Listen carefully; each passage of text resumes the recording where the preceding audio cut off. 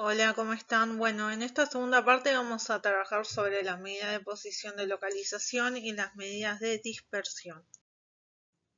Bien, vamos a comenzar con las medidas de localización, que son los percentiles, cuartiles, deciles. En este caso vamos a hablar de los percentiles y luego de los cuartiles.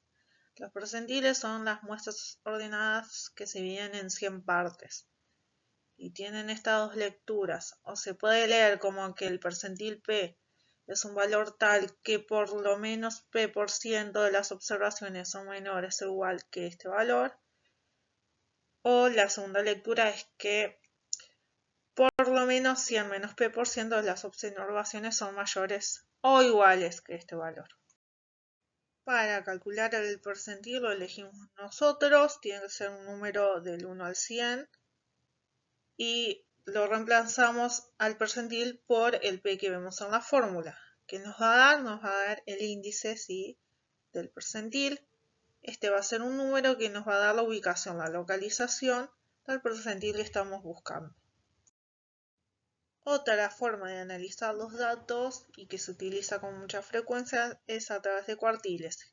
¿Qué hacen los cuartiles? Dividen en 4 partes nuestros datos obteniendo un 25% de cada una de esas partes.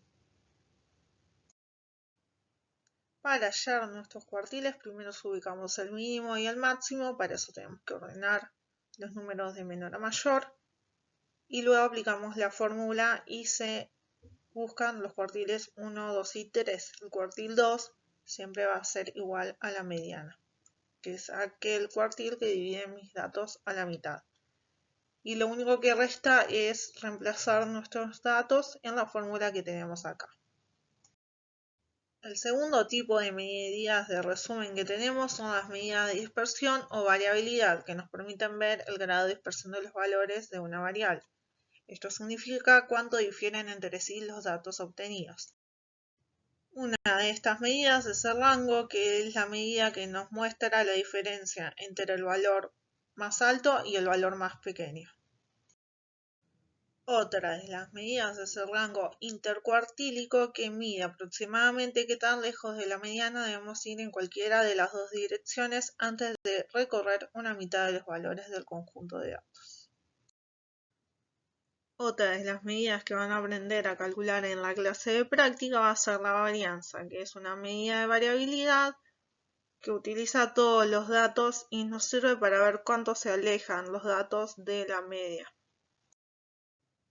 El desvío estándar es una medida que se lee muy similar a la varianza, pero se calcula haciendo la raíz cuadrada de la varianza, y también es una medida que nos va a permitir ver cuánto se alejan los datos de ese promedio, y también nos va a permitir comparar los desvíos estándares de diversas muestras.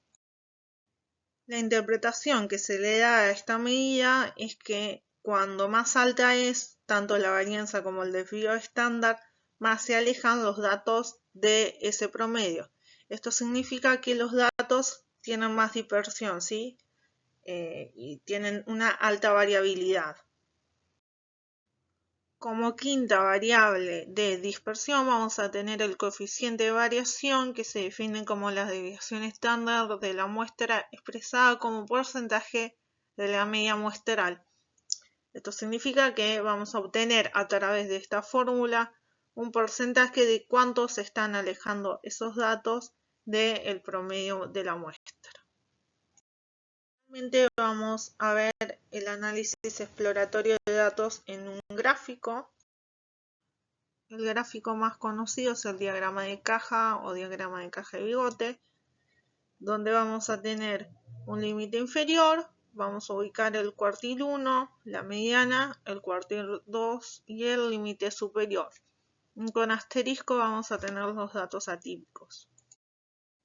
Bien, para graficar esto se siguen esta serie de reglas de pasos, en el cual consiste en ordenar los datos de mayor a menor, identificar el mínimo, el máximo, los cuartiles, la mediana, trazar una recta horizontal que represente la escala de medición, y bueno, y en base a cada uno de los cuartiles se grafica la caja. Bien, y finalmente vamos a tener como, dependiendo de la forma que tome nuestra caja, se van a dispersar los datos. En el primer caso tenemos una distribución simétrica, la caja va a tomar esa forma. Cuando, como en el segundo caso, tenemos una distribución asimétrica negativa, la caja va a mostrar cómo se dispersan los datos con un bigote más extendido a la izquierda. Y en el caso tercero, vamos a tener una distribución asimétrica positiva con un bigote, sí, que se extiende a la derecha.